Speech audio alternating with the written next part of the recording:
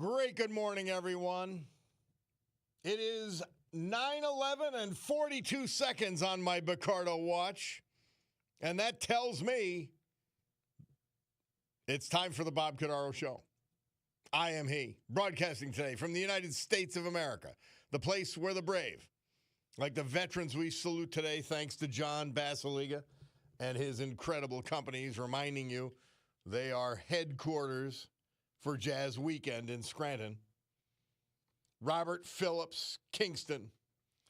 Michael Domorowski, Kingston. Norman Piantowski, Nanticoke. Carl Duke Shiner, Old Forge. Joseph Messina, Berwick. And Robert Pegg, Danville. The United States of America. The country founded with a certain knowledge and understanding by our amazing, incredible, irreplaceable founding fathers. That government shall not be, cannot be, will not be our parent, our guide, our direction, our salvation. Not any of these things, but is nothing more than a necessary evil we require to organize and protect society. Why, you ask? Because they knew human nature, and given power, humans will abuse it. They knew it. This is the country where, for the first time in history, freedom was declared to be an unalienable right granted to each individual by God. Freedom was not something that could be parceled out to groups. It was not something that could be controlled by government or government officials. It was ours. And our great American Constitution ensures and codifies freedom of speech, freedom of religion, freedom of association, economic freedom, and freedom of the press. And we know better, so we're not worried about that. Now, armed with these freedoms, and only because they had them, a ragtag bunch of immigrants, rejects, and their progeny created the richest, most powerful, most culturally diverse and accepting nation ever to grace our planet Earth. America, the only place specifically invented and designed so that every American can live their life in the manner they choose, unlimited by their background, upbringing, race, color, or creed, unhindered by the government or those who would use government to control others for their own comfort, benefit, or power. This Bob Cordaro Show, well, it'll always be convincingly conservative, lovingly logical, proudly and passionately patriotic, and reliably right. And so, we gavel to order this meeting of the Club for Common Sense, promising you a sanctuary of sanity, which will be provided because we've got a complete commitment to common sense. Insanity need not apply. And a warning, just a warning, this is not a safe harbor for stupidity. We will not suffer fools gladly. We will love them, but we don't have time. We don't have time for nonsense. Oh, well, isn't it amazing? I got to find my phone because that's where I you know what? I keep my notes on my phone anymore for the program, my reminder notes, and for some reason I'm not finding the phone, but I'll find it after the break. Well, the European trade deal, that's certainly something we've got to be aware of in our 5 to follow. I still think more discussion is deserved over the American Eagle jeans commercial. Now, a companion commercial, it appears, another one where some, cocky, good-looking young guy this time talks about some Dunkin' Donuts product. I don't think it's a particularly good commercial. I think the one with Sydney whatever is a good commercial, but the other I don't get. But that's another one they're talking about. It's white racism. It's insane. So They called it last night on Gutfeld, and I don't think anybody tried to coin it, but it's a good one. Poke the woke. Are they intentionally trying to poke the wokesters? I'll tell you what, I hope so. I really hope so, because they're idiots, and we need it. We need to poke the woke. They are fools. They've got nothing better to do with their lives. They run around trying to figure out how to be offended. Jesus, is there a new way we can be offended? Please give us something so we can be offended. Yeah, just a bunch of creeps. Anyway. Third on our 5 to follow is the economy. Now, tomorrow is supposed to be tariff day. And Trump loves them. They're a great negotiating tool. At least they've proven to be so far. They actually also proved to be, which surprised me, a pretty good source of revenue. They really are on track. And you know how they exaggerate. But they're on track to exceed $200 billion. That's not nothing. And that's without raising your taxes. And as I point out over and over and over again for those who don't want to listen or who are influenced by the left stream press, they don't raise prices. They don't cause inflation. The United States was a totally tariff-oriented company or country. That was the majority of income for the government until the income tax. And we never experienced inflation because of it. India has probably the worst tariff system. Oh, the Chinese as well. And Japan, they don't experience inflation. It has nothing to do with inflation. Period.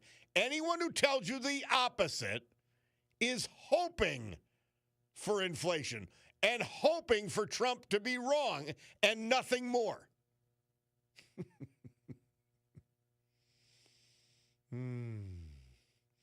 Somebody texts in, Bob spoke to a group of Democrats recently. They told me to text you and tell you that they agree with you. The Democrat Party has no real agenda and going to run on cuts, and hope it sticks. Yeah. And well, here's the more important question. Did that make them abandon the Democrat Party? And the answer is probably no, which is stunning to me. This blind loyalty to a sick, twisted, agenda-run party. They'll still vote Democrat. I don't get it. It's quite amazing. It's actually scary. And you say to yourself, man. By the way, I got my Three Jacks shirt on today. Felt in the last couple days in the mood for black. I wore my Garth Estat Special Forces shirt yesterday. That was also black. But it also has an American flag on it. But yeah, I got my Three Jacks deal on today. If you're watching on live stream. But yeah, though, there's the question. They admit they've got no agenda except to lie about cuts that didn't happen. Now, I'm going to a local story for number 4 on 5 to follow, and then we'll have to finish later. There's a non-profit exploring the acquisition of Commonwealth Health's regional hospital in Moses Taylor. It's one hospital. So they might need local financial support. Well, why? See, if it doesn't work, it doesn't work.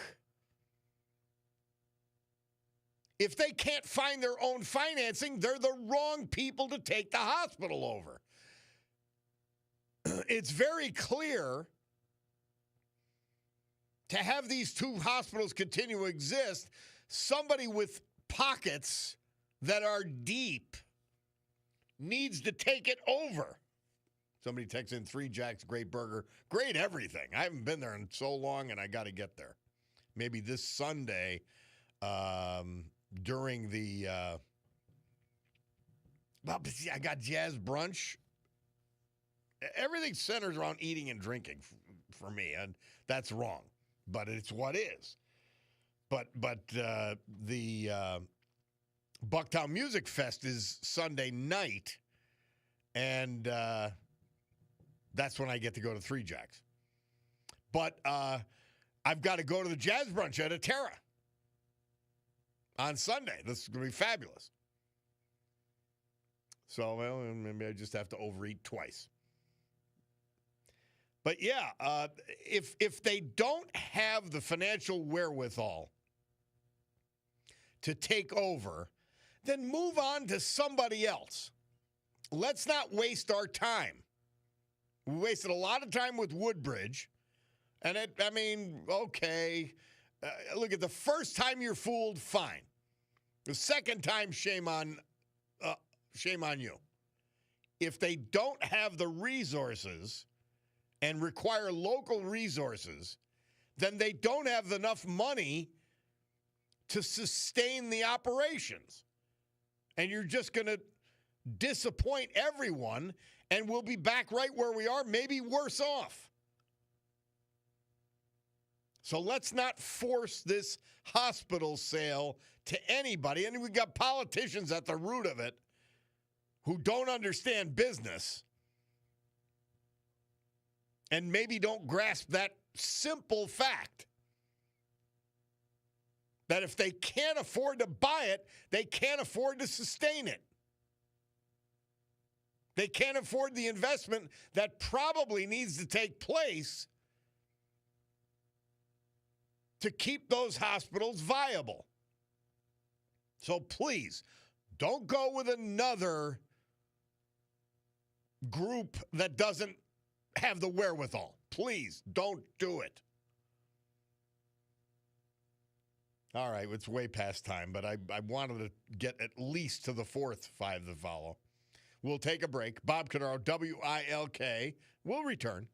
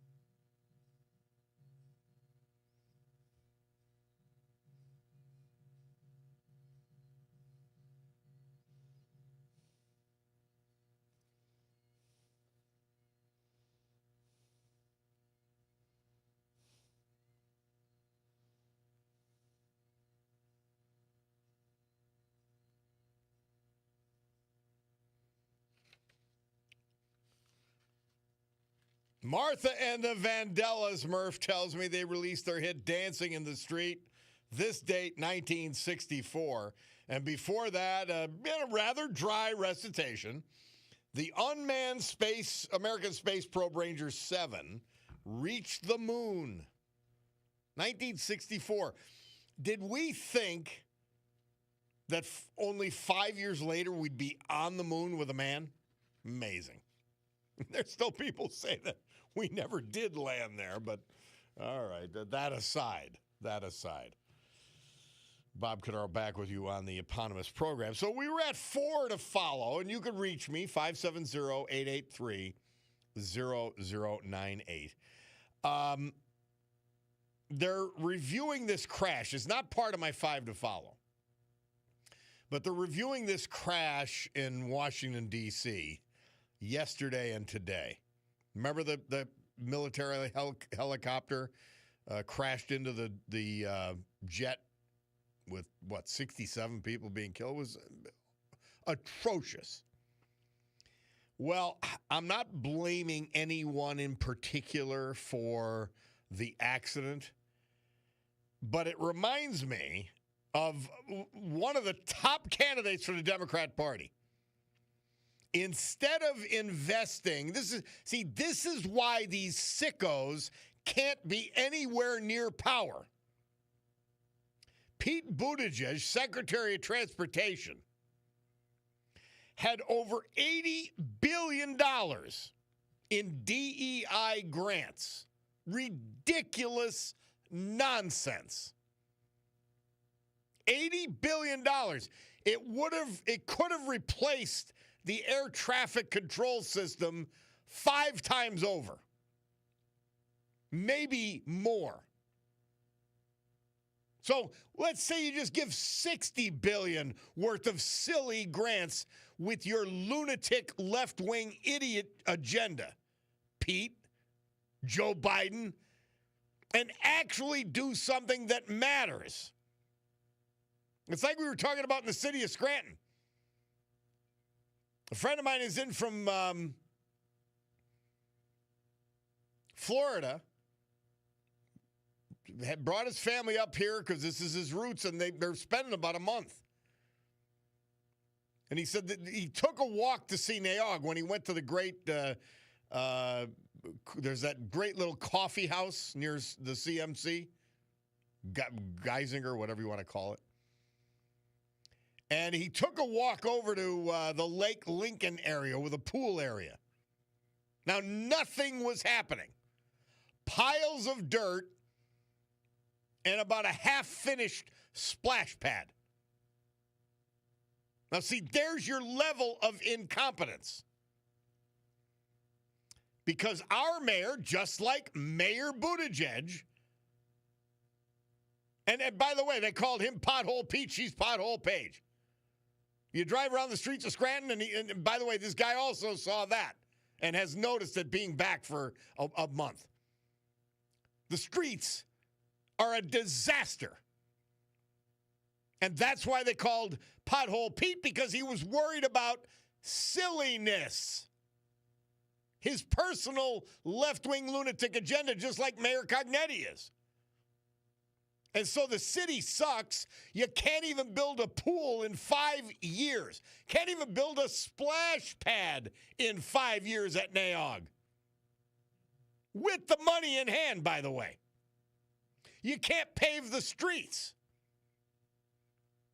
But when Pete Buttigieg, another horrible mayor, he of South Bend, Indiana, about our size, his failure as mayor, because he was gay, he got kicked upstairs. He's Secretary of Transportation. So far over his head, it's not even funny. And so he takes $80 billion for his agenda and nothing for the agenda of the American people, which is safe skies. Wow. That's scary. And it's got real consequences. Please drive up to Naog Park and see how awful your mayor is in Scranton. Just drive up there. Nobody's working on it. Piles of dirt. Half done. Splash pad. No pool. The mayor was quoted as saying, Mayor Cognetti was quoted as saying, do you know how much water goes in those pools? So there's a hidden left-wing environmental agenda in resisting putting a pool in. Well, pools are for teenagers. Splash pads are for tots. Who makes the most trouble if they don't have something to do? Teenagers. Who needs to be occupied and have a place to socialize? Teenagers. But it would take too much water to do that. This is the insanity. Oh, and that's right. She pledged, Mr. Paul reminds me, a big pool at Naog to council. She lied. It's not there. Somebody says, now, Bob, Mayor Page did accomplish something very important. She made it more difficult for men to pee in the restrooms at City Hall. Yeah. Bruce from Nanticoke, manhole Pete would be more appropriate. Yeah, I guess you're right. Bruce from Nanticoke. Unbelievable. This is what the left-wing lunacy gets you. This is what devotion to a political party, regardless of their agenda, gets you. It gets you failure, wasted money by the hundreds of billions. In the case of the federal government, $1 trillion a year at least wasted. Yeah, Murph points out the summer's almost over. Well, we ain't having a pool there. There may be a pool opening so she could have another ribbon cutting before the election, but that's it. Unbelievable. All phony, all messaging, no results, nothing good happening. It's unbelievable. And again, the reason I pick on our mayor in Scranton is because she's the epitome of all this, and it's exactly what happens with the feds. All these consultants who then support your campaigns, who will support her when she runs for Congress next year, and nothing getting done because they're incompetent by design. All right, we'll take a break. Bob Cordaro, WILK, will return.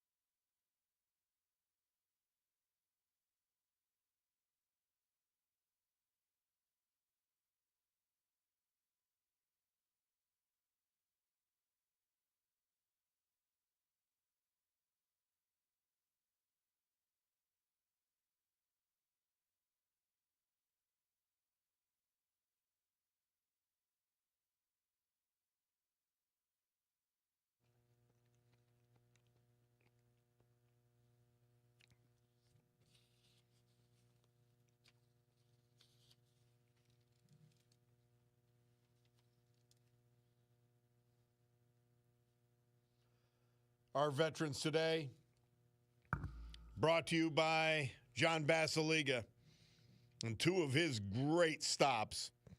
Same location. Atera 519 and Sergey's, your headquarters for this weekend's incredible jazz festival in downtown Scranton. Robert Phillips. He was 89 when we lost him July 19th. He was from Kingston. He was born in Plymouth. He attended Plymouth schools. He served us in the Naval Reserves for 8 years in the 1950s with his brother-in-law, George Brown. Could that be the mayor? He owned a coal company with his brother-in-law, Vincent Barini, before operating and starting his own business, Robert Phillips Sanitation Service, which he ran for over 30 years with his beloved wife. Hard worker and made sacrifices to provide for his family, a humble, quick-witted Welshman. He loved sitting under the oak tree with his brother Ralph. Simple pleasures. His best friend, Ed Lakitsky, and others would stop by the Larksville garage. He was preceded in death by his devoted wife of 70 years, Dolores Vasello Phillips. He lost her in 2023. His brother Harold Pittsburgh and sister Ruth Barini Wilkes-Barre. Surviving, his daughter, sons, grandchildren, a brother and a sister, and other family members. Robert Phillips. Michael Domorowski. He died July 21st. He was just 67. Born in Kingston, graduate of Wyoming Valley West, class of 76. He built a career as a laborer in manufacturing and concrete industries. He excelled in high school athletics, baseball, football, wrestling, basketball. His work ethic and commitment to his craft were evident and served as an inspiration to those who knew him. He was a veteran of the United States Air Force. He served his country honorably and carried the values of that service throughout his life. He's survived by his beloved wife, Elizabeth Casagrande Domorowski, and his cherished children, who were the light of his life. Also survived by sisters, nieces, nephews. Michael Domorowski. Our great veterans this hour, brought to you by Atera 519 and Sergey's, the nightclub, both at 519 Linden Street. Friday at Atera Jazz, 6 to 8 while you dine. 7 to 10 downstairs, no cover. Jazz at Sergey's. Saturday, Sergey's has Jazz 7 to 10, no cover. And you can dine downstairs. Want a filet, halibut dinner? Done. Finishing up the weekend, and I can't wait for it, the Atera's Sunday Jazz Brunch from 10 to 2. Storm Tracker 16 forecast from meteorologist Joe Snedeker. Today, muggy in the morning with showers and thunderstorms developing by afternoon. It'll be about 77, so this is the break in the weather. Tonight, cloudy with a chance of showers down to 57. Friday morning showers, then partly sunny, 75. Saturday, mostly sunny, 80. Sunday, sunny, 83. So you got the Jazz Festival downtown. You'll have the Bucktown Music Fest on Sunday. My buddy Mike Koitek, one of the great musicians this area has ever produced. He could play anything. And great sing, the whole great show. He'll be there performing Sunday night at Bucktown.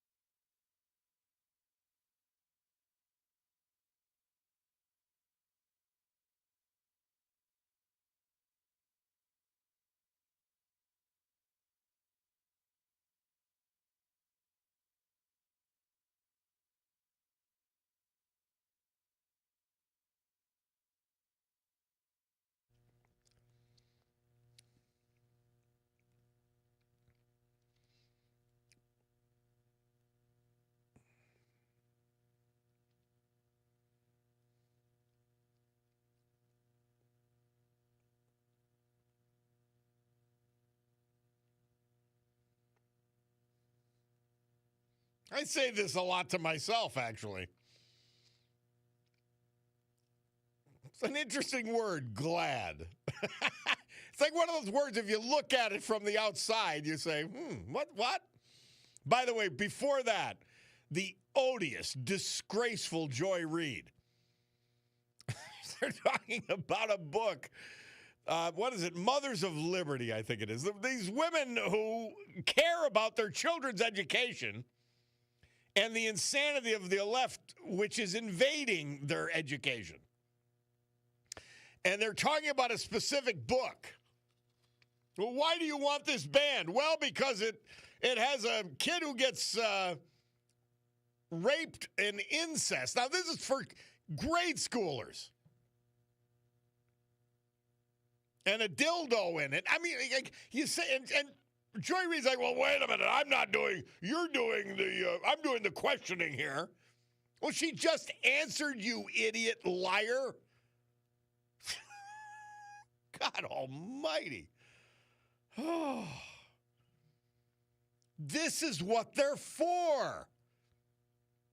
This is the Democrat Party. Oh, you're banning books. By the way, I almost forgot this. Basilica Hospitality. A Terra 519 in Scranton Art House. They got Best of Lackawanna County to work for. How about that? Like, that's a big deal. That's a really big deal. Best new business for a Terra 519. Best new movie theater for Scranton Art House. Nice. I'm telling you, it's your headquarters for Scranton Jazz Weekend. Somebody texted in, how come we never hear any calls supporting the numbskulls running Scranton and other failing cities and towns? And yet they vote for them.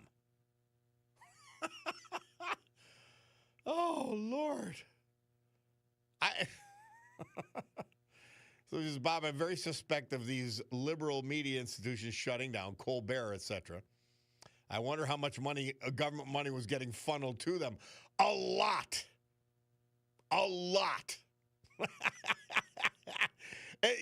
You nailed it. That was a big part of it. And remember, it ranged from outright grants to agencies buying multiple subscriptions of these dying media outlets.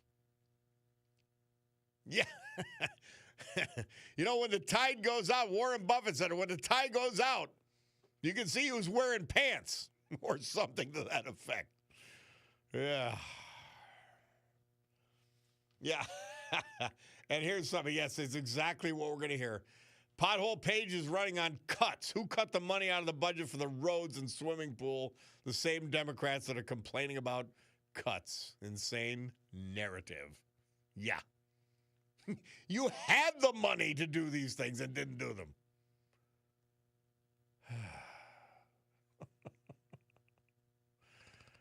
Somebody texts in, have you read the Bible?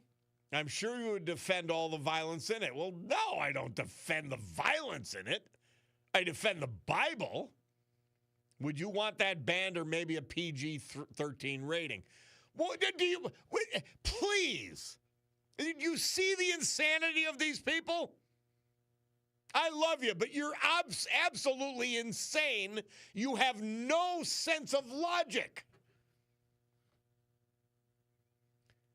These are books for kids with dildos and incest. Are you out of your mind?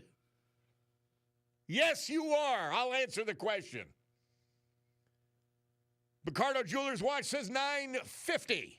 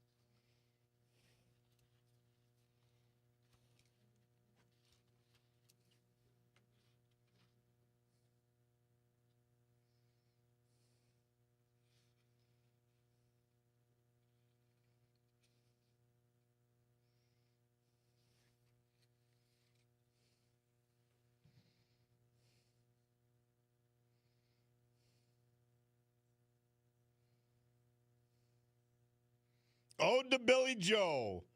Murph says this date, 1967, Bobby Gentry released that great song. And, man, the old days when the news was the news, they were liberal for the most part, but they delivered the news. 1970, Chet Huntley signing off for the last time. David Brinkley became one of my favorites. He was just fabulous when he started hosting that morning show, Sunday morning show. I used to love those Sunday morning shows. Absolutely love them. One of the listeners texted in, are you going to mention the Christian slaughter in the Congo? And I think Nigeria. Yeah, of course, CNN is focusing on starving Palestinians who Hamas is starving. They're not letting the food in.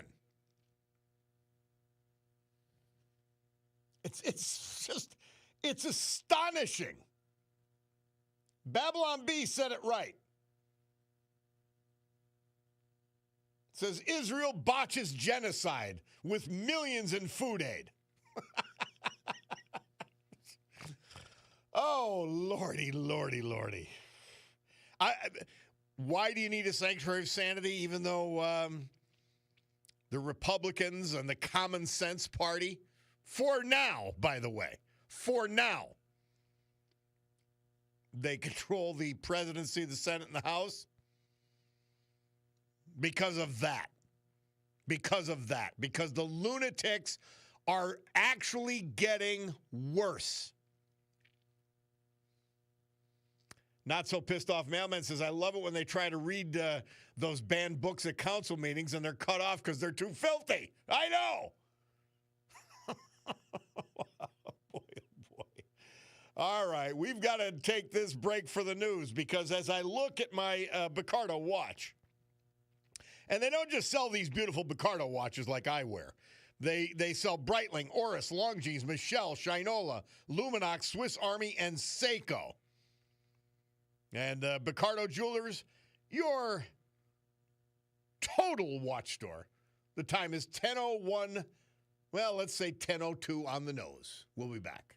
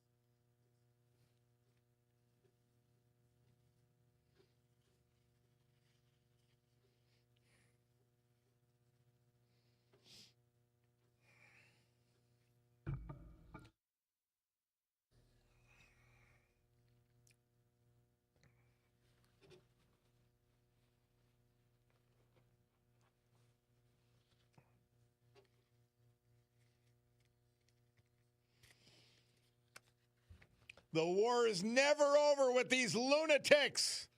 Great good morning, everyone. My Picardo Jewelers watch tells me it's 10:09 and change here in the great Northeast.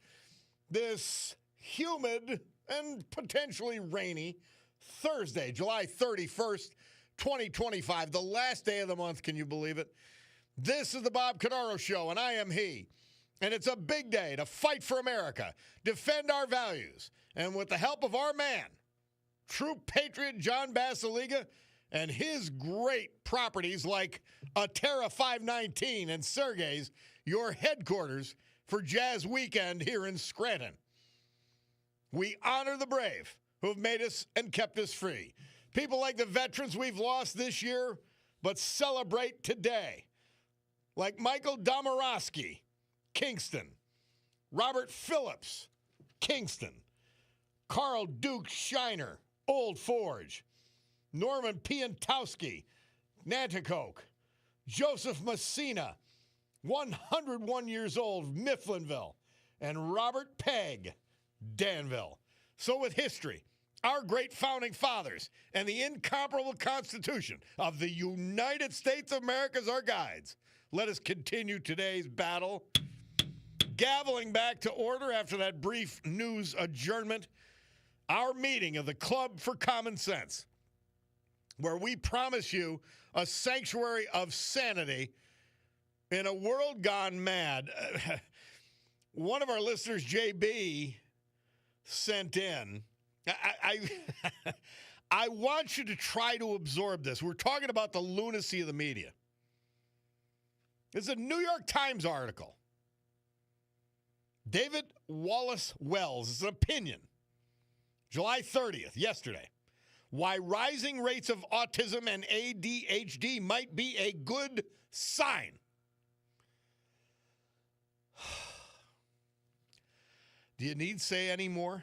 Well, so when I think of something disgusting like the New York Times and the left, I think of something great and beautiful like Mother Teresa, St. Teresa, for July 31st. She says, bring God to everyone you meet each day. Humility always radiates the glory and greatness of God. How wonderful are the ways of God, who chose humility, smallness, helplessness, and poverty to prove his love to the world. Do not be afraid to be humble, small, and helpless in order to prove your love for God and others. And the great St. Teresa certainly walked that walk. Thank you, Mary Regina. Well, from time to time, we have the benefit of bringing Phil Kerpen on from American Commitment. He's the guy who's in the middle of every battle. And it was a rearguard battle during the Biden administration. And he fought it and held the line. And he's still fighting for us through American Commitment. Here he is, Phil Kerpen. How are you, Phil? I'm doing great, Bob. How are you? It's good to have you back. Hey, let's talk economy. This is one of the things you monitor the most closely, in addition to cultural issues. Tell us how we doing. Well, we got a pretty interesting GDP report yesterday. We got that 3% headline number. We were hoping to see a number that started with a 3, so that was nice. Under the hood, though, there are some causes for concern. In particular, the investment number was negative. We really want to see a positive investment number. And so, I think that the third quarter, the quarter that we're in right now, is going to kind of tell the tale economically of the direction that we're headed. And I'm somewhat optimistic because they cleared that tax bill. And I honestly thought they were going to take all year to do it. And, the president was saying July 4th. The speaker was saying July 4th. I thought they were I thought there was no chance. And I was wrong. And they were right. And they delivered. And, one of the features of that bill that's so important is it brings back 100% first-year expensing for capital investment, for equipment and software, and now for qualified production facilities also. Which spurs investment. I'm really hoping. Yeah. Yeah. So I'm really hoping we're going to see a big pickup in capital expenditures and the kind of business investment that's going to boost productivity and wages. And we're going to see incomes start to rise and the economy kind of take off from here. So we're kind of, we had a good, I would say, not a great second quarter, but a good one, and I'm optimistic that we're going to have a much better third quarter here. And some of the factors that are really good is that the energy prices have come down a lot, largely because of this administration's policies, and the high energy prices were a huge problem under Biden. And some of it has long lead time, and so electricity prices haven't come down at all, but gasoline prices definitely have. And if we can get more we can get more fossil fuel production built, we can address electricity as well. And so I think the energy policy is really good. We got a huge announcement earlier this week that the EPA is reversing the endangerment finding, which was the Obama administration finding. People don't realize how big a deal that is, Phil Kerpen. That's a big deal. It's enormous deal. Because. Yeah. It's enormous because assuming that they have all their I's dotted and T's crossed and that it survives in court, this means that the legal basis for all EPA greenhouse gas regulation is gone. And so they can't regulate automobiles, they can't regulate power sector, they can't regulate industrial sector, they can't do anything in the name of greenhouse gases. Now they can come up with other actual real pollution reasons to regulate these things, but they can't use greenhouse gases as the basis for it. So that is huge. Of course, they could try to reverse it again. Anything that can be done can be undone. But this is a big, big step, and one that the Trump administration was they were talked out of doing in their first term by the so-called experts. Oh, no, you can't. You'll be called climate deniers. You can't do that. This time, they don't care what the media says about them, and so they're doing the right thing. And so, I think the outlook on regulation is very good. The outlook on energy is very good. We've now got some stability on tax, and particularly we've got that 100% first-year expensing for a lot of business investment. So I'm thinking we're going to have a much better third quarter. I think we're really going to start to see a rise. And we reached a kind of a milestone that I think is important, so kind of an important psychological milestone for the country. In the last month, we finally reached the point where the median weekly wages in real inflation-adjusted terms are back above their previous peak, which was set during the previous Trump administration. So we had this huge collapse in purchasing power because of all of the inflation under Biden that incomes did not keep up with. And now for the average typical median worker, we're finally setting new all-time highs in terms of purchasing power. We finally dug out of the hole of inflation. Now, people don't necessarily feel great because you don't expect to take 4 or 5 years just to get back to where you were. You expect to do a little bit better every year, and so we still have a ways to go until people really feel the positive of kind of setting new highs in terms of average purchasing power. But the fact that we're out of the hole, I think, is a big deal. And kind of as we advance from here, I think people are going to feel more positive about the economy and about their own finances. And so, we're not. I wouldn't say that we had a great second quarter, but as I said, I think it was pretty good, and I think we're in a position now where we should be able to grow pretty well from here. And I think people's feelings about the economy is going to get a lot better. The one sort of challenge, of course, is that interest rates are still pretty high.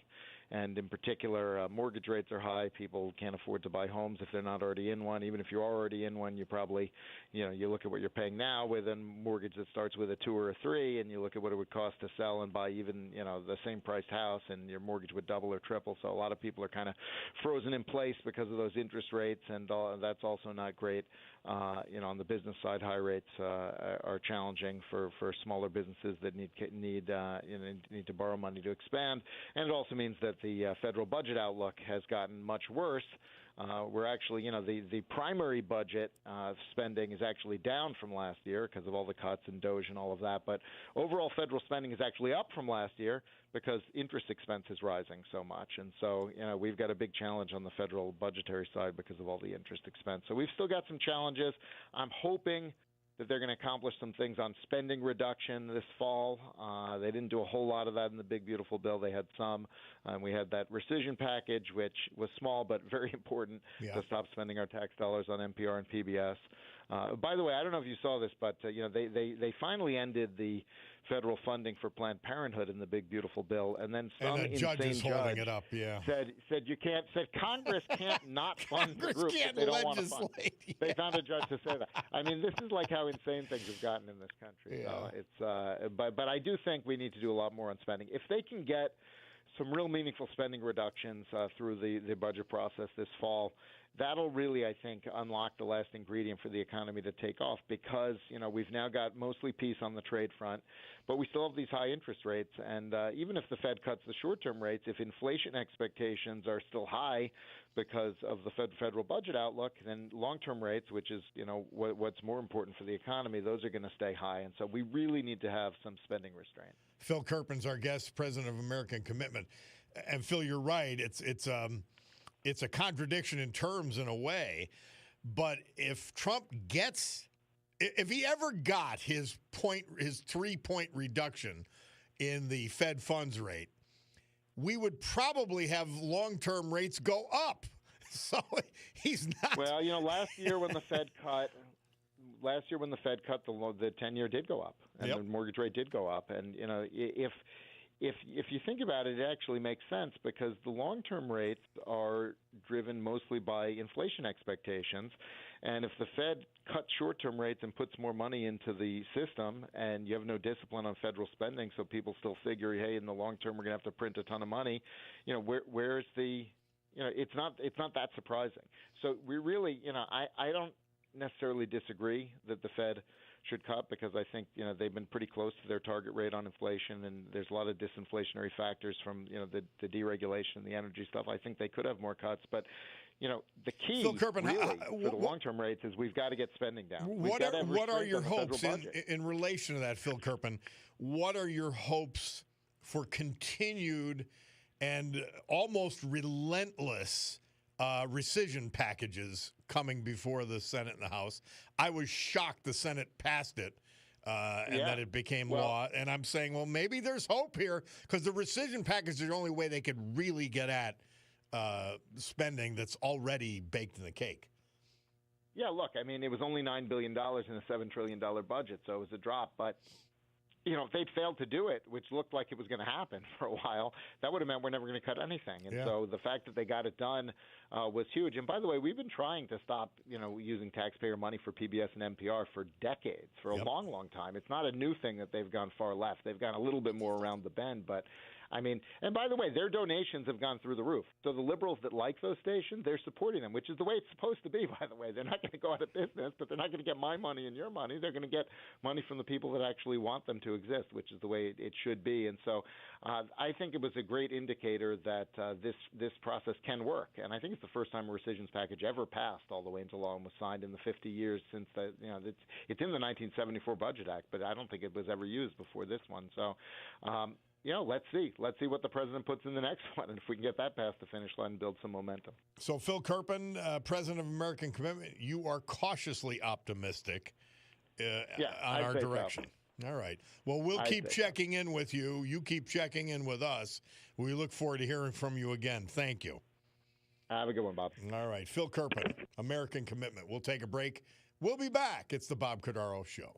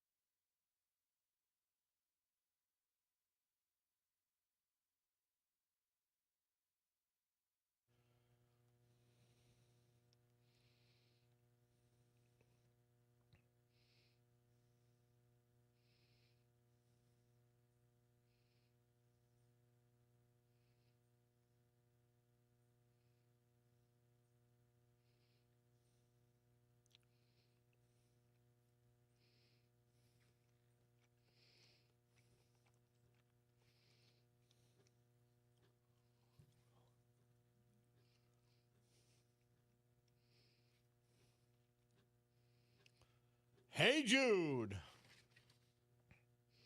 The Beatles, Murph says they recorded their hit after 2 rehearsal sessions.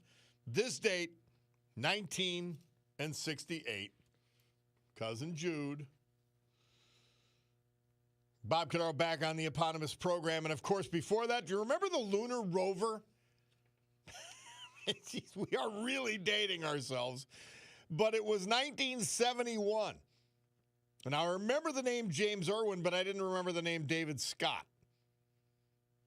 But they rode around in the lunar module, the lunar rover, rather.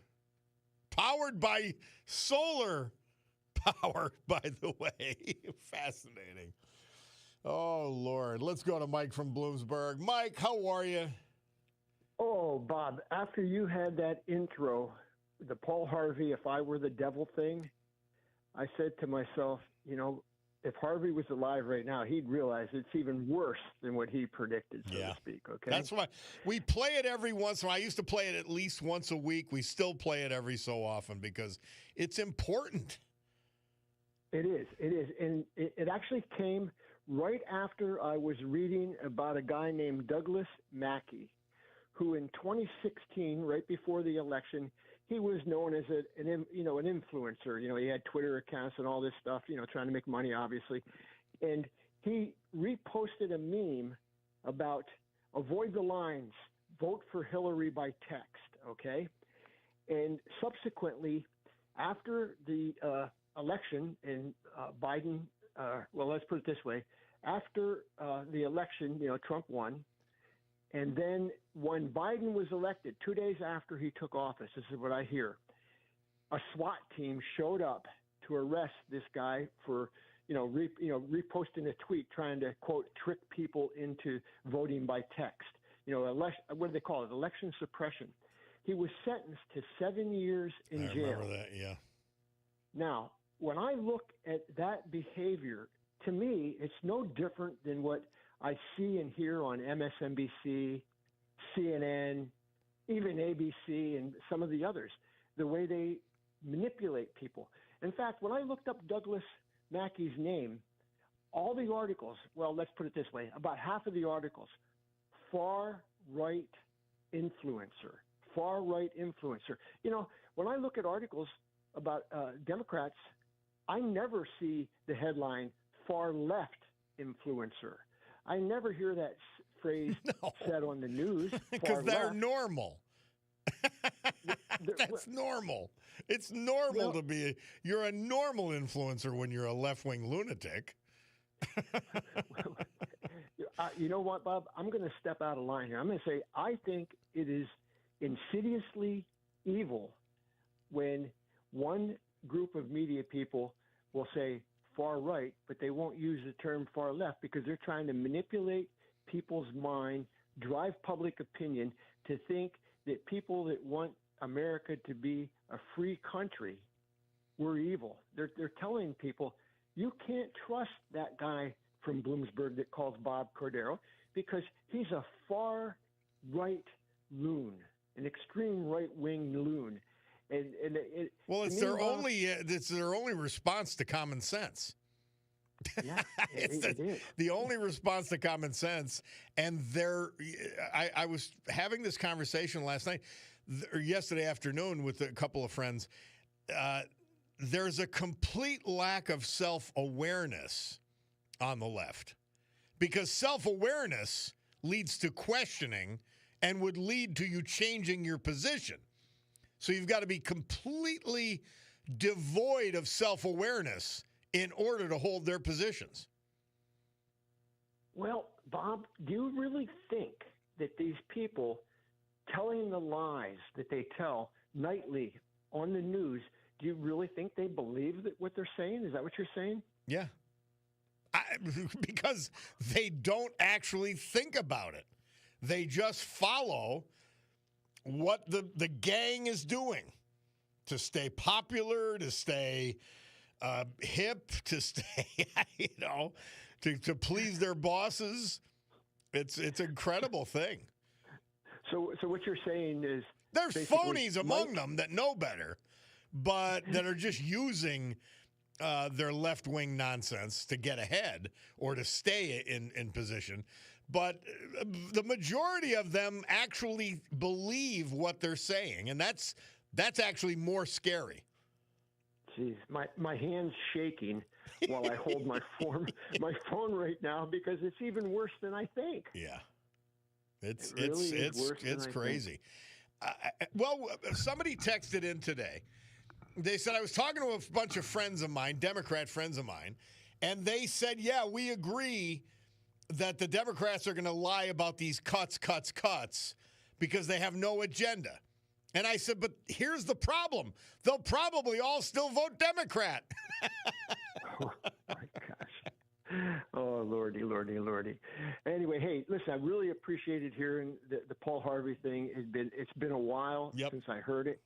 And I think it's something that needs to be heard.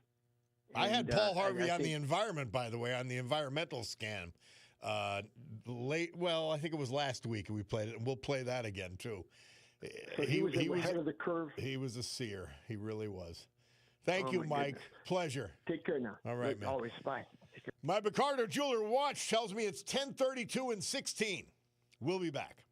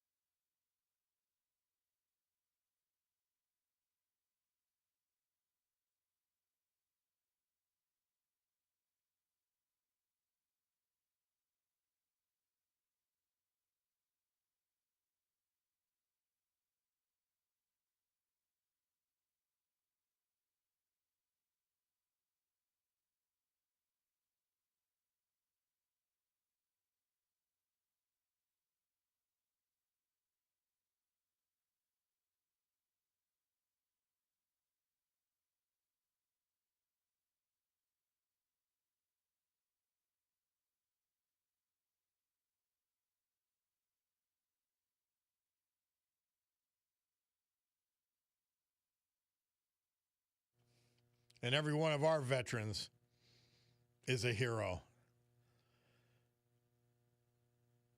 Our Veterans Tribute this hour and every hour, this day and every day, brought to you by our man, John Basiliga, and his great companies, reminding you that it's Jazz Weekend in downtown Scranton, starting tomorrow, and Atera and Sergey's on 519 Linden Street will be headquarters for all of it.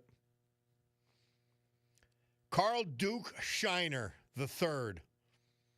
He was 82 when he died July 19th. He was from Old Forge.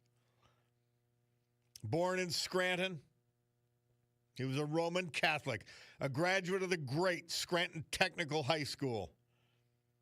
Earned his engineering degree from international correspondence schools. He was most recently employed by Labella Associates. He's the former member of the Pennsylvania National Guard, the storied Pennsylvania National Guard. He loved his family and his work. Carl was the gentle giant and pillar of his family. Surviving are his son, daughters, grandchildren, and his companion of 23 years, Cheryl Turbovich. Tragically, he was preceded in death by his son, Mark Anthony Shiner. Carl Duke Shiner. Norman Piantowski.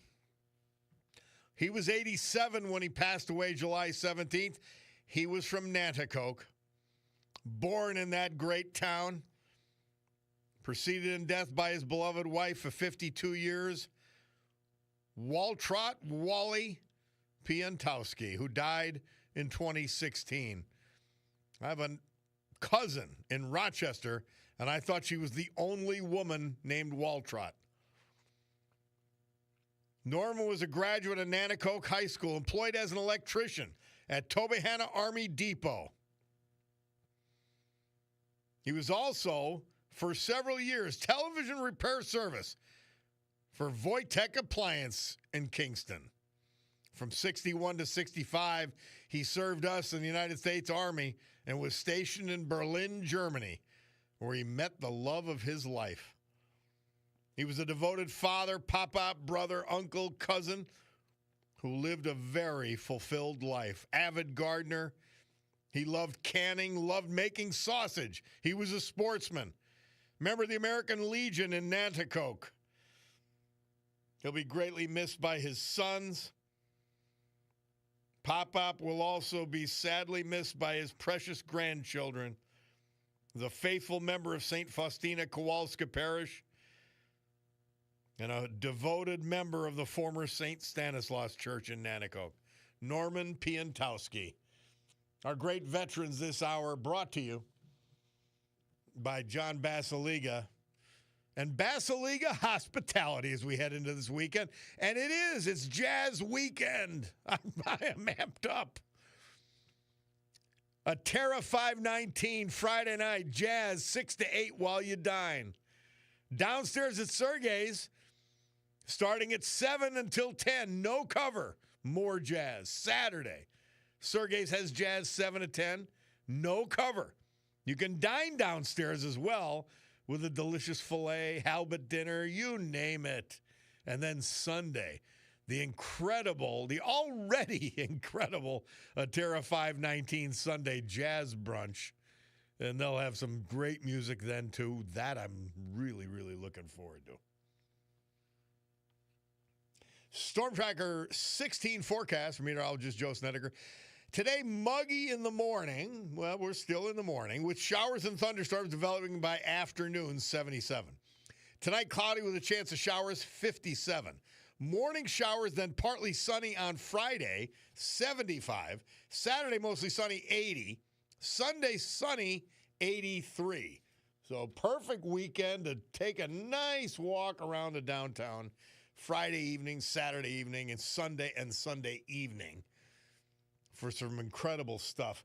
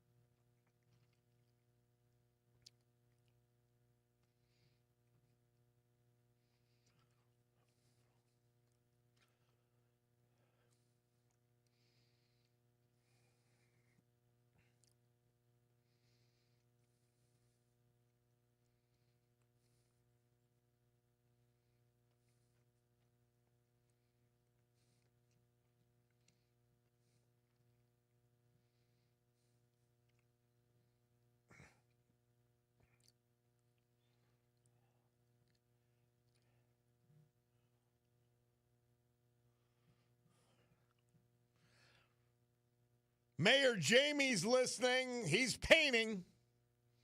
And that's Tommy James and the Shondells. Murph says they had the number one hit in the UK with Moni Moni. This date, 1968. I subscribed to a thing on email from Bill O'Reilly. And he's got a little thing on Harrison Ford. He's 83.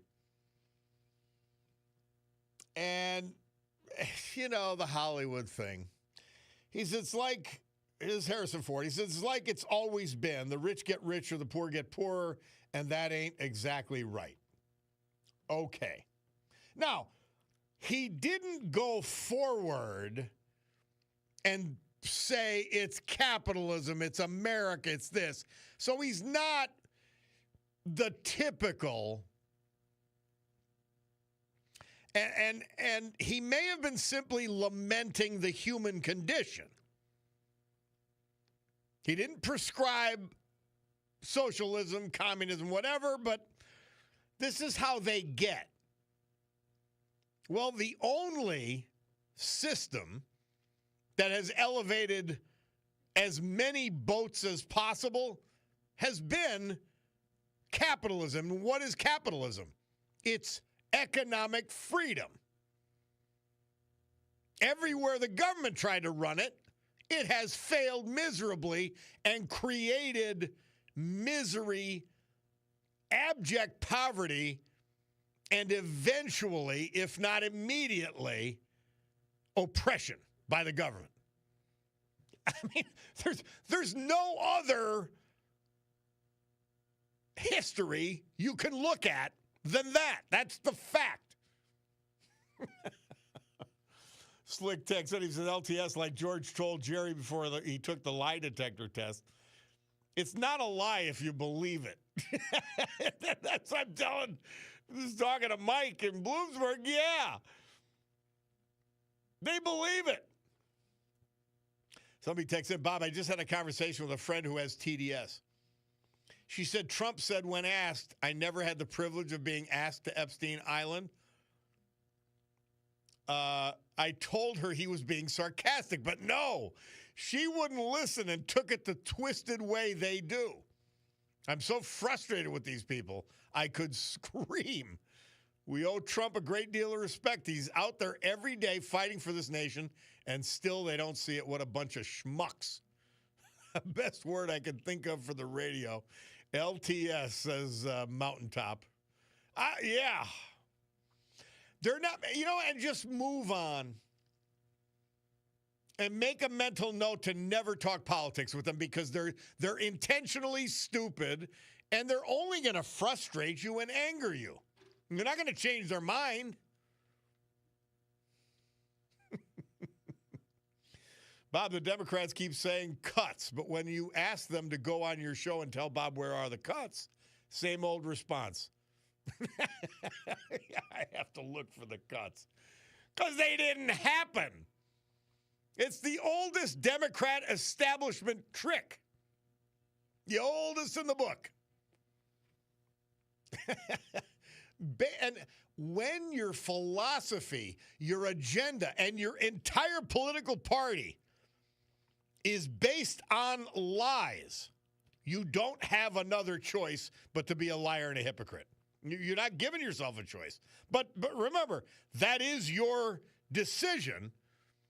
You made it. Now you got to live with it. Or hopefully, like some of our listeners, you can come on over. We're all in. We're waiting for you with open arms to join the Club for Common Sense. We really are. All right, let's take this break. Bob Cordaro, WILK.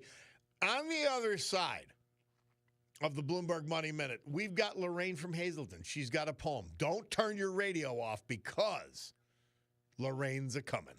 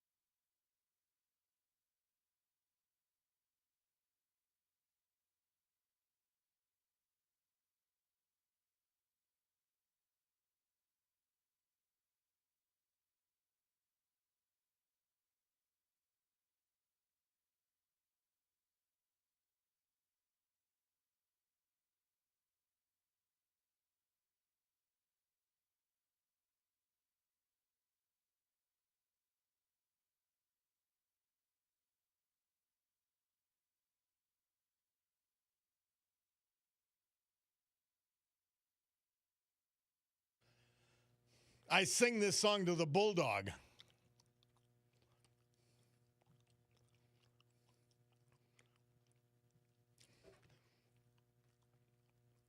That's why a lot of people watch on live stream because, they don't, I guess, I don't know, they can't hear me, but they see me cussing out the bulldog. And I say, who do you think you are?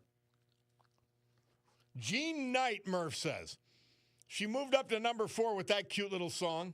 Mr. Big Stuff, this date, 1971. I can't believe it's July 31st. I can't believe it. Boy, oh boy. It's amazing. All right. No further ado. Not so loud, Bulldog. It's Lorraine, and if we don't call her on time and don't give her enough time, there'll be a problem. So here she is. Our Lorraine from Hazleton. How are you, dear? I'm all right. How are you? Try to rein back on your excitement, Lorraine. Yeah, curb my enthusiasm. Please. We can all, huh? Yes, please. Yes. Oh, I don't want to outshine you. That's a joke. Yes, I will. Any day. You have a poem for us, do you? Yes. Go ahead, yes, darling. I do. Go ahead. Yes. Well, I probably read it before, but it'll be for all the fans who didn't hear it yet. Yeah, your fans, I know. Your legion of fans, yes. It's called Needs. Each and every one of us have needs. Some are great, while others are small. It would be an awful shame if we did not have any at all. People search for fame and fortune, while others seek compassion and love. The only one who knows all this is our dear Savior up above. Please stop and look around you and begin to think for a while. If you see someone who is sad, try giving away a little smile. I hope someday you realize, that when life draws near the end, the only thing you may have needed was a true and loving friend. Very nice. Yeah, thank you. Very nice, Lorraine. And do you know how long ago you wrote that one? Oh, yeah, I wrote it. Well, I mean, I don't know the exact day and year, but it was a while ago. Well, start, writing these things down, dear. Well, I can't do it now, dear, because it goes too far back. No. I mean, I have a good memory, but that's pushing it. I mean, I could take an educated guess. But, what's your educated guess? Oh, geez, now you put me on the spot. See, I know you just say words sometimes. I what? You're not going to humor me, and I'm going to fall for it. I'm actually paying attention to what you say. Oh, geez. Humor you? It's impossible. I tried it. I used to work, but then you caught on to my poetry, and then the rest is history. Yeah, no jokes from you or the Bulldog. Forget well, it. You know what? Here's the solution. Oh, when you call in and you're on hold, you and boy. Bulldog could tell each other a joke, and then you have it out of your system. And I want it out of his system. He was trying to tell me a joke after the show yesterday. I said, Bulldog, I'm not beholden to you anymore today. I'm done, and I walked away from him. Lower your voice. Right in the middle of his nonsense. Listen. We'd be telling so many jokes when I'm on hold. My gosh, those short naps you give me are great. Well, go ahead. I'm inviting you. Naps. I'm inviting you to do it. Now, my Picardo Jewelers watch is telling me it's 10:59:40, which means we got to go for the news. Well, it's getting darker up here. It's going to rain any minute now. Yeah, we could use the rain. Why not, right? You could use Lorraine. Oh, okay, thank you. See, there it is. This is how bad it would get if I let you run wild. Well, I won't, Lorraine. Well, I am wild. I love you, but you are not running wild on this program. Oh yes, I am. You're just. I don't. You're just afraid I'll upstage you. Well, it's too late. Yeah. Well, it's 11 o'clock and 12 seconds. Well, that's Time for the okay. news. Thank you, dear. Okay, Thank you, fuzzy dear. wuzzy. All right, that's what I was waiting for. Yeah, well, Have a good one. Yeah, you too. All right. Time for the news with Brian Hughes. We'll be back. It's the Bob Cordaro Show.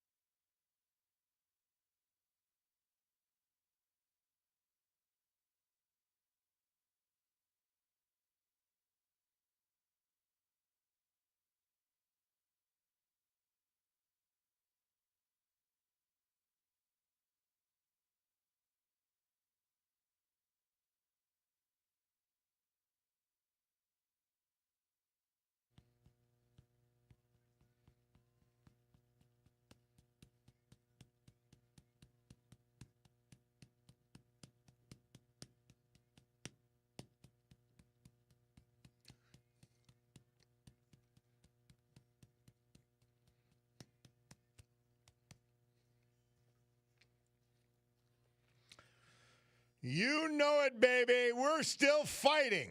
Great good morning, everyone. My Cordaro Jewelers watch tells me it's 11:08 and 30 seconds here in the great Northeast this beautiful Thursday.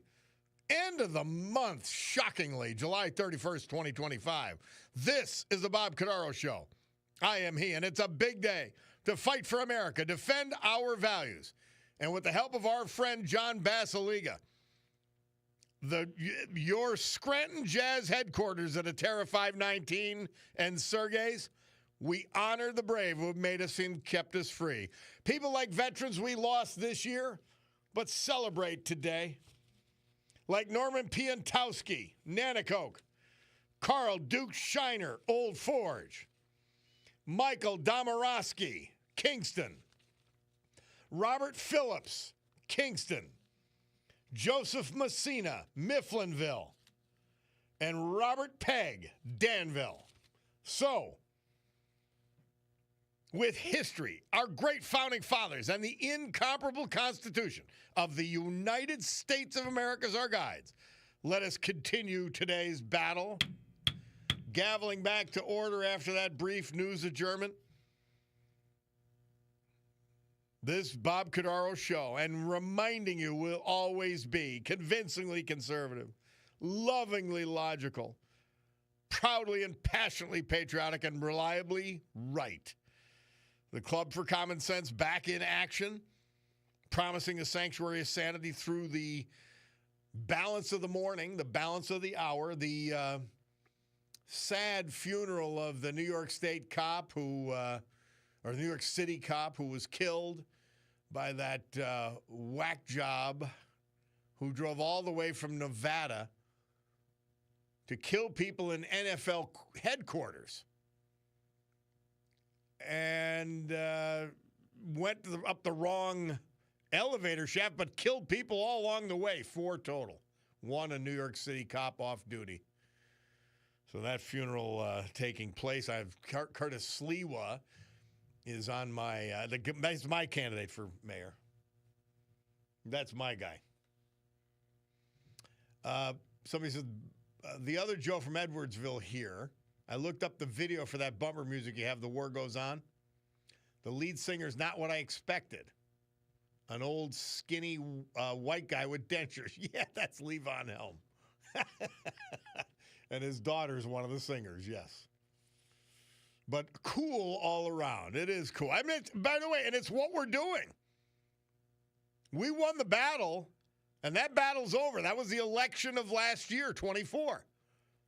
But the war goes on. They're not going away. They're never going away. Don't look at that as frustrating. Look at it as an opportunity. And then look at, we're the kings of real on the conservative side, on the normal side, on the common sense side. That's the reality. These people want power. As we say in Italian, they've got a bunch of chooches who are following them blindly. And they're not going away. They're going to keep coming. Because they get something out of their lunacy. And they think, like all lefties think, that we'll keep producing so they can keep stealing and using and governing and keep their perquisites, and so forth. It's why somebody like an idiot like Bernie Sanders flies around in a private jet and justifies it. Has 3 homes and justifies it, but he wants to take everybody else's money away. They're insane. Please don't give them credit for anything. This Mondavi, his Mamdani, the mayoral candidate in New York City, he's one of the slickest. He's Gavin Newsom slick, but not everybody's discovered his game yet. He wants the police eliminated. He wants actual chaos. He thinks the criminals are the oppressed, not their victims. He defines everything through race. And so he lies. Oh, I don't mean to defund the police. Well, you just said it 8 months ago. But now that you're running for mayor, what? Oh, dear Lord. Somebody asked Bob, is the Pledge of Allegiance still recited in public schools? If so, how are students that do not speak English, I guess you're saying? I have no idea if it is, to be honest. I should know, but I don't have either. My grandchildren are too young for school, and my children are long gone. So I don't know. I'll actually have to ask one of them if they did it. We'll see. But, yeah, crazy. Do not underestimate the insanity of the left. And they will lie about anything and everything to get by and keep or gain power. And remember the 9 principles of propaganda sent to us by our friend John Hooks Patterson. Number 1, lie big. Big lies work better than small because the masses won't believe that anyone would lie about that or that much. Number 2, focus. Don't make it complicated. Ignore history. Keep it simple for simple minds. And I'll add a corollary to that. For people who aren't paying close attention but are inclined to your point of view. Number 3, repeat. Just keep saying it. Number 4, blame. Blame the other side for everything you cause. Number 5, provoke. Outrage, fear, and resentment are more powerful than reason, logic, or facts. Don't we know it? Number 6, crisis. Create crises. Then you're in charge and you gain more power. Number 7, emotion. A person might question facts, but they'll never question their own feelings. Number 8, pander. That's what Mondami's doing now. Ignore reasonable arguments. Demonize all who disagree with you as having bad intentions. Chuck Schumer, you can listen to him any day. Nancy Pelosi. Number 9, no limits. Morality is for losers. The victor's morality will not be questioned. No limits. Yep. Let's go to Max from Mountaintop. Max, how are you? Not good. I'm on number 6, crisis. My oral surgeon, this is temporary, Bob. My oral surgeon wants me to go up there and get the stitches out. The whole mouth is sewn up. Ooh. You know what I said to him? I can't see out the windshield. Because when you're driving down that expressway, the stench builds up. I already complained to you about this.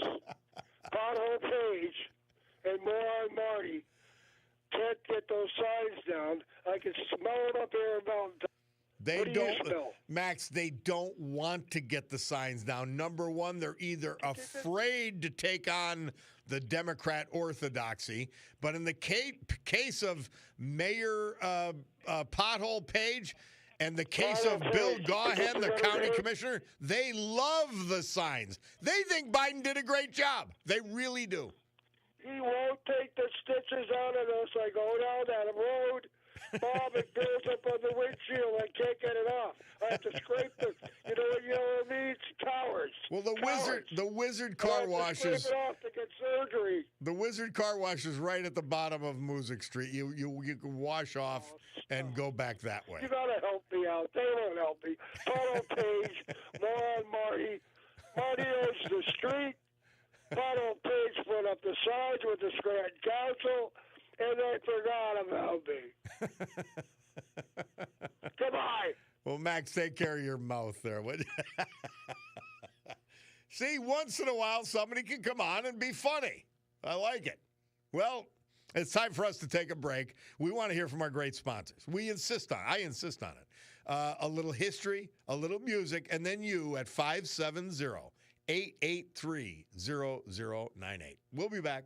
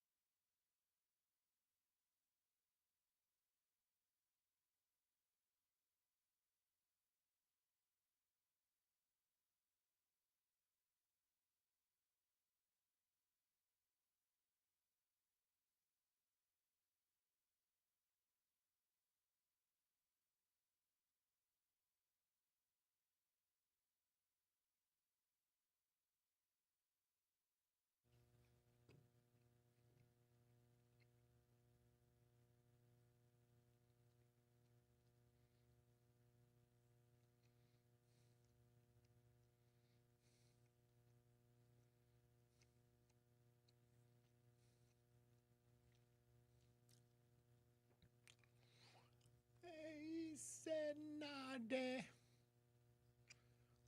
He said, I can't.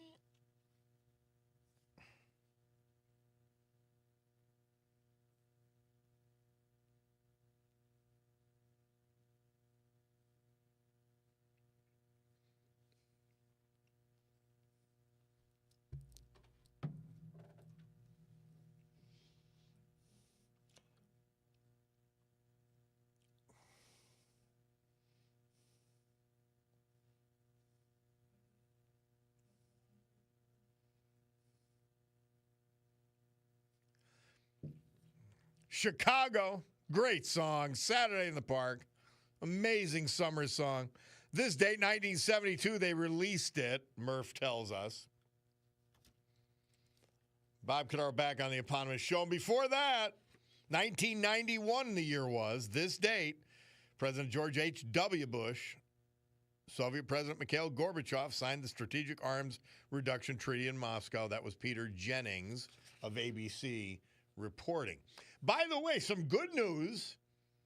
A few of you text in, Bob, I can say that in the Nanticoke High School, the pledge is recited daily. Some students opt to sit down during it.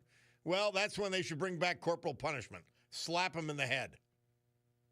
Or at least remember who they are, because they're either being raised poorly or they're ignoring their education and fact and reality. So they need to slap up the side of the head no matter what. JD in the back mountain said, I asked my son, he says, at Dallas, first grade last year, as of then, they were saying the pledge in his class, but I can't vouch for the whole school. Okay. Anybody else knows about this, let us know. 570-883-0098. Somebody texts in, hey, Bob, two things. One, we should remove the signs, meaning the Biden signs, and take them on a little road trip down to Delaware and drop them off. Somebody said, why can't politicians have a little disclaimer after they post on social media like you have to have with cigarettes and alcohol? I think they need accountability for what comes out of their mouth. I know. And what's like this, the hospital deal in Scranton, we just can't trust people that don't know anything about business to save these hospitals. And by the way, anybody that wants to, have at it. But the bottom line is, we can't have another underfinanced nonprofit that knows, like, they don't know anything about the business, number one. They have no capital, number two. They can't raise capital on their own because they know nothing about the hospital business. Can't do it. We got to move on. Is a hero. You know? We can't do this again. Like, there's the validity of our health care is on the line. I've got to tell you, and I've had this experience. I've never no overnight stays. I did some testing at Commonwealth. But between my father, my cousin, I'm trying to think who else was there. My executive producer, Mr. Paul, the care was excellent. The staffing was outstanding. But please remember that these hospitals, for the sake of the area, they need to be saved. For the sake of the jobs, they need to be saved. For the sake of competition, they need to be saved. But let's not go down the road of grab anybody.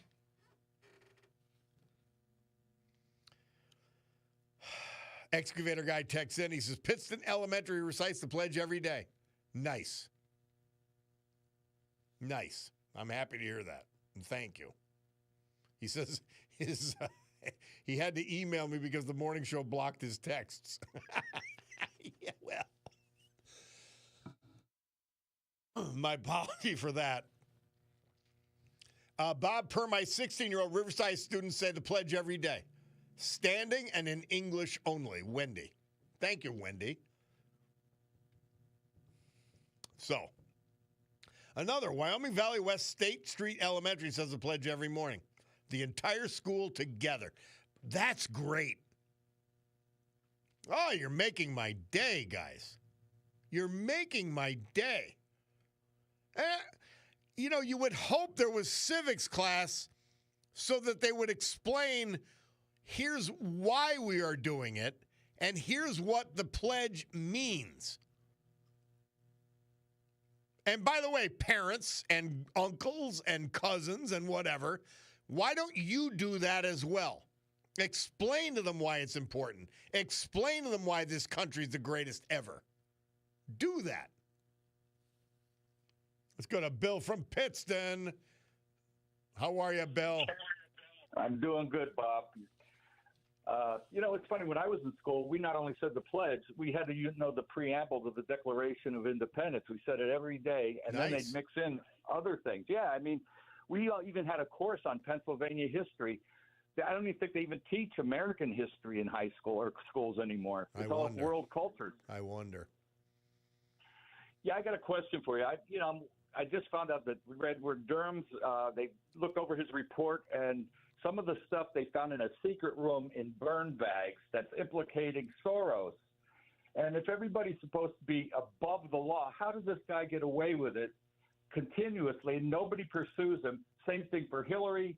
I didn't see the Soros part of that story. I saw that Kash Patel had mentioned that here was stuff that was going to get burned, which supports Tulsi Gabbard's allegations. Yeah, I just wonder, there's other stuff on Soros, but how do they get away with it? Really, I mean, look how they pursue Trump. With everything he does, it's ridiculous. They have stuff on Soros. Is the media that corrupt? Or I just don't understand how. Well, I mean, how do you?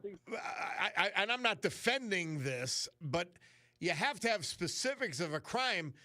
George Soros is evil. He's an evil human being.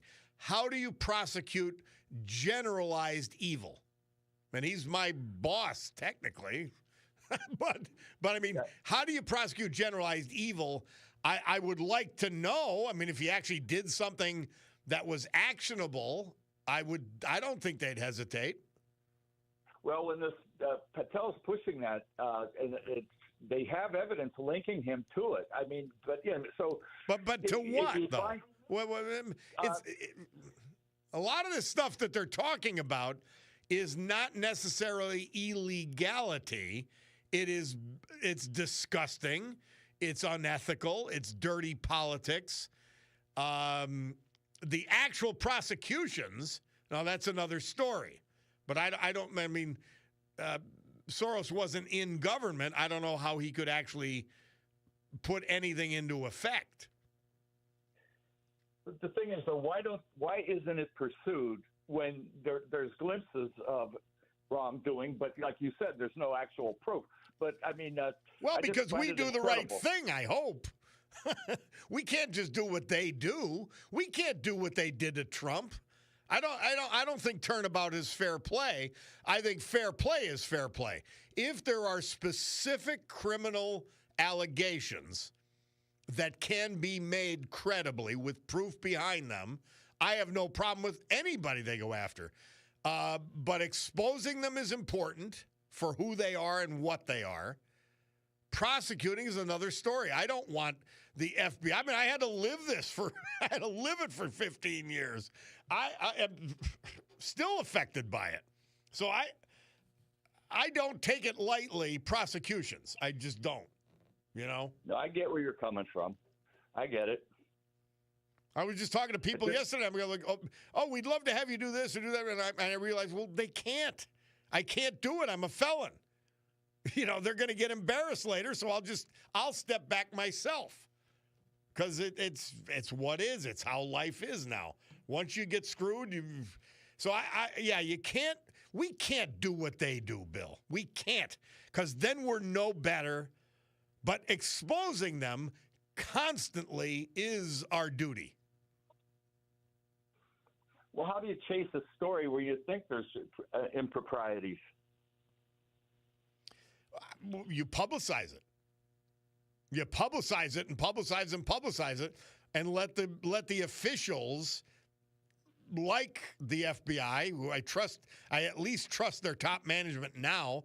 I trust the top management at the Justice Department now. So I'll trust them if they say no. Okay. I get your point. So, but it's like conservative judges. I always argue people get mad with conservative judges because they don't legislate. You know? And it's like, well, wait, we're better than them. Like we are. We actually are better than them. We can't do what they do. A conservative district judge is never going to file or impose a national injunction because they don't believe they have the power to do it. It's only going to be the left-wing lunatics. Yeah, but still, I wonder because tit for tat, and it just it's so vile. I mean, even the reporting, I can't even. We let the media get away with everything, and they repeatedly lie, and it just seems like we're frustrated. What can you do? It's frustrating. Yeah. That we can't Well, actually let me guys out for what they are. And Bill, you come from a great place. You're a religious background. I got a text. It said the greatest country ever with a pedo rapist. They said on office, which because they're obviously a very stupid person. Yeah, okay. Like, do you see the liars and the scum we're dealing with here? That's who we're dealing with. They're that stupid. And so, hey, have compassion for the dumb, have compassion for the stupid, and even compassion for the evil. And don't use the weapons of government the way they did against Trump and conservatives. We can never sink to their level. We can't do it. We've got to be better than that. And we'll win in the end. You're right. You're right. We're holding different ethical standards, which, like you said, are much preferable and much better than what they're portraying. But it gets frustrating when you see them being able to play dirty, and we can't defend ourselves or stop all the lies. It's very frustrating. I lived it. It's what is. It's a human condition, Bill. Some things we can't. Yeah, I know. Sin's a reality. Some things we can't change. All right, Bill, we got to go, my man. Thank you. Always a pleasure. We'll take this break. We'll come back. We've got the Veterans Tribute, the weather, and more. 570-883-0098.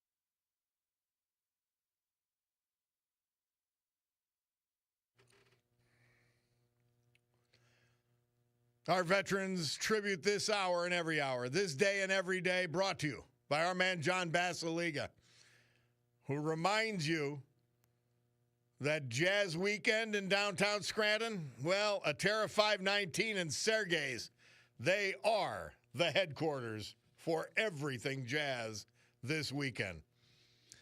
Joseph Earl Messina, a World War II veteran self-taught musician. We lost him Monday, July 21st this year.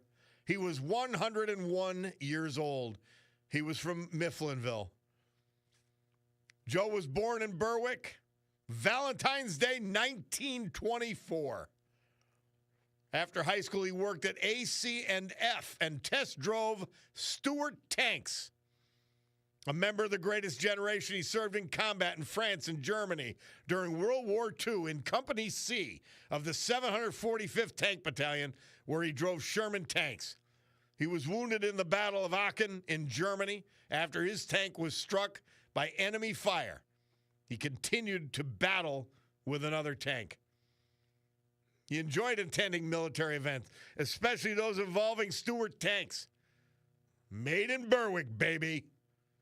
Though a proud disabled veteran, he chose not to speak of his wartime experiences.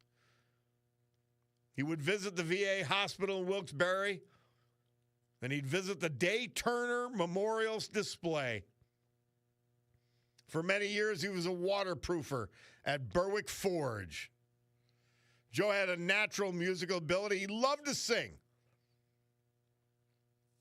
Surviving, isn't this incredible? His wife, Dawn, her last name, Michael. Dawn Messina, with whom he celebrated 73 years of marriage. His daughter. Special tribute to his next-door neighbors, Kay and Randy Lawton. We're always like family. Nieces, nephews, and other family members. Joseph Messina, a World War II vet. Oh, to hurt your heart. Robert Pegg, Navy veteran, firefighter, loved woodworking. He was 94 when we lost him. When we lost him July 21st. He was from Danville. Born in Danville, graduate of Danville High School. He served this country with honor in the United States Navy, including on the USS Randolph. He was a firefighter at NAS Corpus Christi as well. He survived by his loving and devoted wife for 69 years, Sandra Rowe Pegg. They were married in 1955. In his early years, he was employed by Wernersville State Hospital. There he met the love of his life, whom he later married. Employed by Merck & Company for 35 years, retiring in 1991. After retirement, he wasn't done yet. He enjoyed being a handyman doing odd jobs and delivering for Scott's Florist. He was a lifelong member of St. Joseph Catholic Church in Danville, third-degree Knight of the Knights of Columbus. A member of the American Legion in Danville, the Danville Moose, and Fraternal Order of Eagles. We mentioned firefighter. He was a member of the Washies Fire Company, the East End Fire Company, the Southside Fire Company, and the Friendship Fire Company. He loved woodworking and was well known for his handcrafted Scotty dogs, which he generously gave to many. He was a great joke teller. He'll be remembered as a wonderful, dedicated husband and father. It was very important to him that he worked 2 jobs so his wife could stay home and raise the kids. In addition to his wife, he survived by 6 children, 16 grandchildren, 32 great-grandchildren, and 1 great-great-grandson, as well as 1 brother. Preceded in death, tragically, by 1 granddaughter, Shannon McCormick. Robert Pegg, our great veterans this hour, brought to you by our man John Basiliga, reminding you, Jazz Weekend, downtown Scranton, Atera 519 and Sergey's. Because Friday night at Atera, Jazz 6 to 8 while you dine. Downstairs 7 to 10, no cover, Sergey's. Jazz. Saturday, Sergey says Jazz again, 7 to 10. And guess what? No cover, and you can dine downstairs. Have a filet, halibut dinner, whatever. And then Sunday, the incredible Atara's 519 brunch. Well, it's a Jazz brunch from 10 to 2. Great weekend lined up at Atara 519 and Sergey's.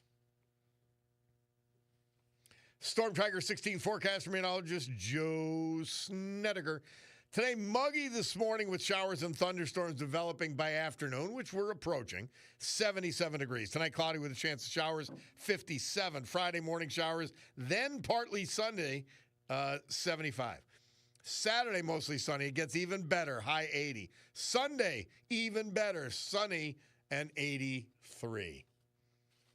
Bob Cordaro back on the eponymous program.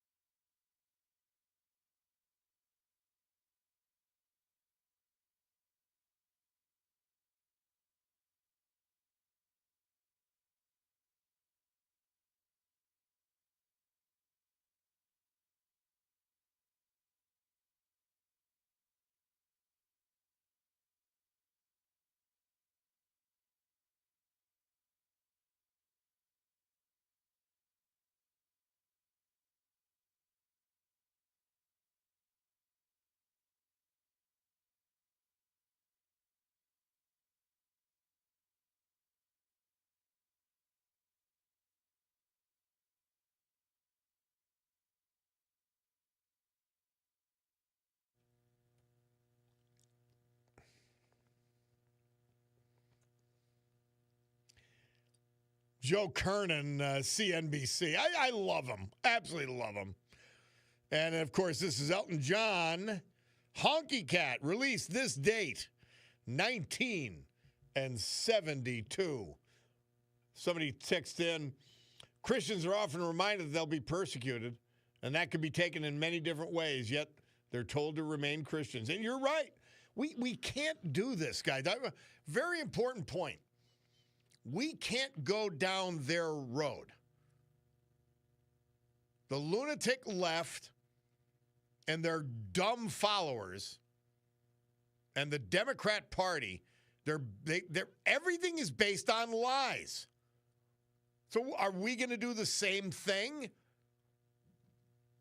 That's why I call the big, beautiful bill, I call it the big, mediocre bill, because it's mediocre. It's not great. It's great that it passed. It has a lot of great aspects to it. But it's what they could get. Don't make it into something it's not. It'll help the country. On balance, it is good. But it's not big, and it is big. It's not beautiful. And let's be the gang that tells it like it is. We can't play their lie game. Can't do it. We can't play their stupid game. We can't play their cult game. Just deal with things as they are. And when we look at them as they are, solutions will be apparent. The direction that we are to take will be apparent. But if we're like them, we ignore fact, truth, and reality, well, then nothing is real. The directions aren't real. The whole bit. All right. Let's take this break. Bob Cordaro, WILK. We'll return.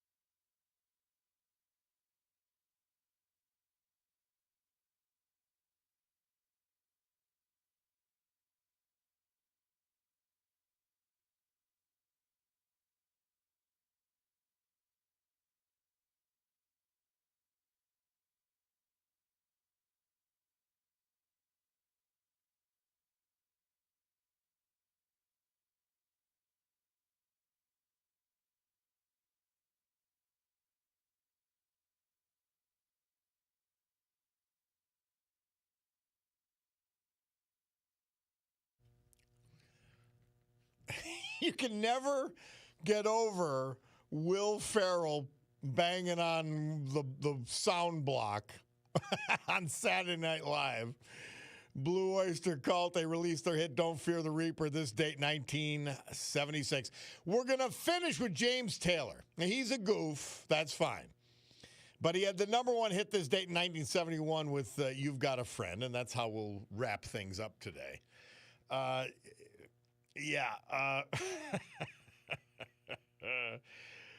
My man John P. texts in, he says, here, the fact is you don't like something doesn't make it any less true. Well said.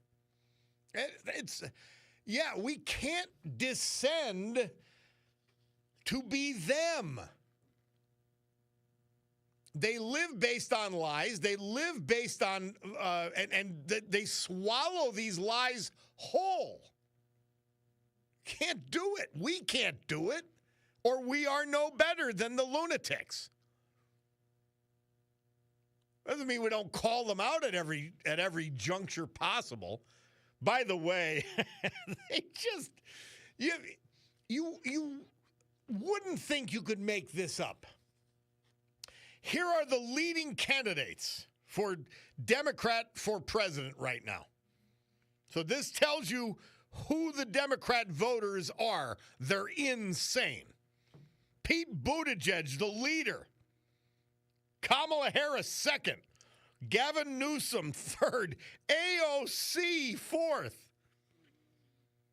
And fifth, Shapiro, our own fake governor. Sheep and wolves, the wolf in sheep's clothing. The left-wing lunatic who pretends he's normal. At least he pretends. Oh, somebody says more cowbell. I'm sorry. I thought it was a sound block. It was the cowbell Will Ferrell played. Thank you. That's one thing I know. If I misspeak, you guys will straighten it out. So thank you. Hey, let's remember and make one final mention of our veterans today. Brought to you by our guy, John Basiliga. And again, this is the weekend to go to a Terra 519 in Sergey's. This weekend's a big deal. I love it. Norman Piantowski, Nanacoke. Carl Duke Shiner, Old Forge. Michael Domorowski, Kingston. Robert Phillips, Kingston. World War II vet. We lost him at 101 years of age, Joseph Messina, Berwick and Mifflinville, and Robert Pegg, Danville. I get shivers thinking of what they did for us. And in ways large and small. Well, Kamala's out of the race. That was something. It was my sixth item. She's out of the race for governor of California because deep down, she knows she's insanely incompetent. She also knows that Gavin Newsom is a horribly failed governor and would be leaving her, in her incompetence, a disastrous mess in the state of California, fiscally, culturally, and every which way. She knows it. And if anything, these people may be stupid, they may not be, but they may be dumb. But they've got animal instincts to avoid danger, even if they're the ones who caused it. Remember that. And Kamala's got that animal instinct, believe me. Even an incompetent knows to avoid a mess. Even an incompetent knows that they suck deep down. She's not going to run for governor. Why she thinks she could be president is just... Well, she watched Joe Biden. She watched the corpse be president for 4 years. I guess there she thinks, yeah, that I can do. I could do as well or better than a corpse. Well, my Bacardo Jewelers watch tells me that it's time to wrap it up. 12 on the nose. Sue Henry Show next. Rob O'Donnell after that. God willing, I'll be with you tomorrow at 9. But for now, we must say adios and gavel to a close this meeting of the Club for Common Sense.